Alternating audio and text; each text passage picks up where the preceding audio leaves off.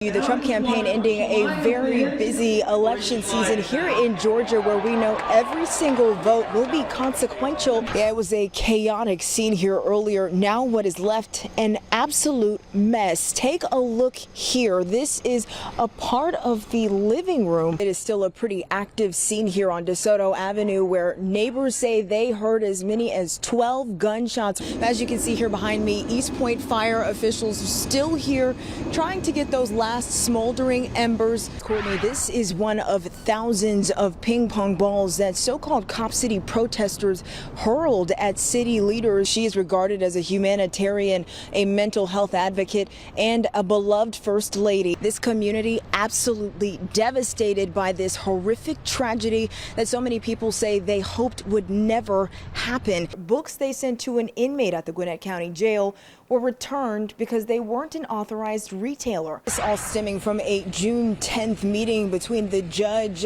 prosecutors, and a rogue witness that defense attorneys say they knew nothing about. Now, there was a resounding message of hope and unity here tonight, but also one of honesty about the fact that these students, these staff members, the teachers, and the parents that were affected by this will forever be changed.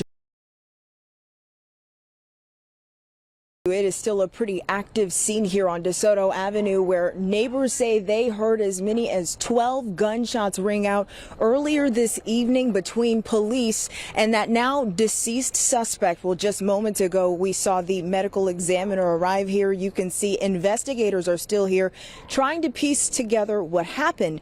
And we're told the GBI has taken over the investigation into what Atlanta's mayor and police chief called another senseless act of gun violence. Once again, you see that guns are causing harm in our communities.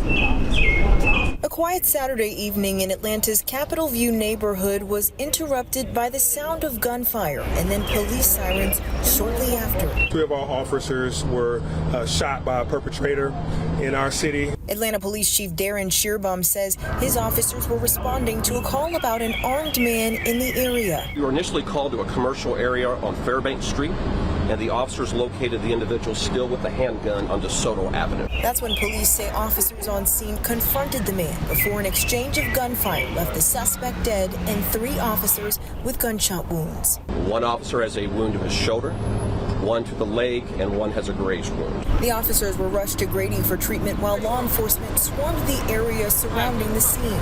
2 APD patrol vehicles were involved in a crash trying to get to that scene. I'm not used to this sort of thing. One resident says she's lived in the neighborhood for about a year and was stunned to learn what happened. It's just not like this street. It's unfortunate, and I hope the policemen come through okay. And Tom, it is still unclear tonight who fired those initial shots in this exchange of gunfire between police and that suspect.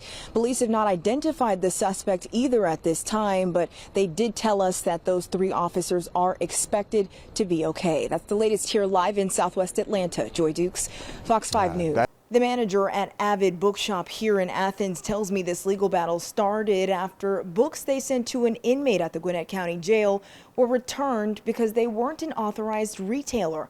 Well, the store's lawsuit argues that policy is unconstitutional. It's a First Amendment issue. Luis Correa says for many in the prison system, books can serve as a lifeline over the days, months, and years that inmates spend behind bars. Books really change people's lives. The operations manager at Avid Bookshop in Athens tells Fox 5 an effort to do just that for an inmate at the Gwinnett County Jail last May was put on hold. Friends of someone who is incarcerated there tried to use us in order to send books there, and we kept getting the packages rejected. In a lawsuit filed Friday, Correa says he was told by jail officials the bookshop was denied the ability to become an authorized retailer because friends and relatives could enter the bookstore and place contraband inside the books sent to the jail. The bookshop's appeal of that decision was also denied.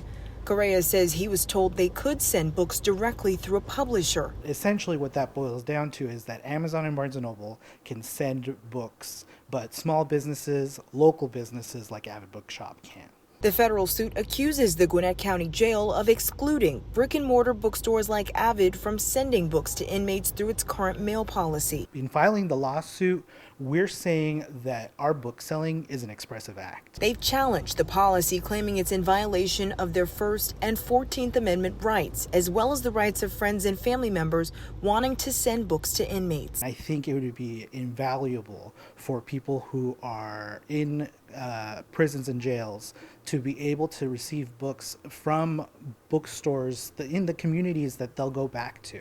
Now, we reached out to the Gwinnett County Sheriff's Office about this. They declined to comment, citing pending litigation. Yeah, Eric, Courtney, this is a pretty significant finding by Fulton County probate court officials who are considered the county's official record keepers. The documents include wills, estate plans, and even slave bequests left by slave owners dating back to the 1840s.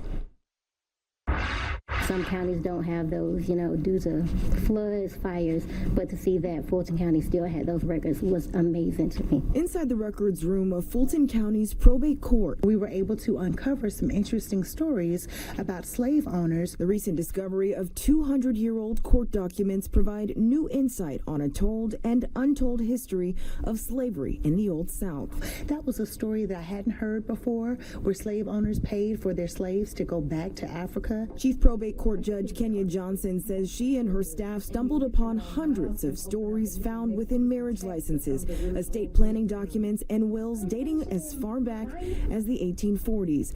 Among them, documents signed by Coretta Scott King in the months after her husband's assassination in 1968. And even further back, documents that determined the fate of slaves after their owners passed. I began having the staff to look at the wills to see if we could actually see slave bequests.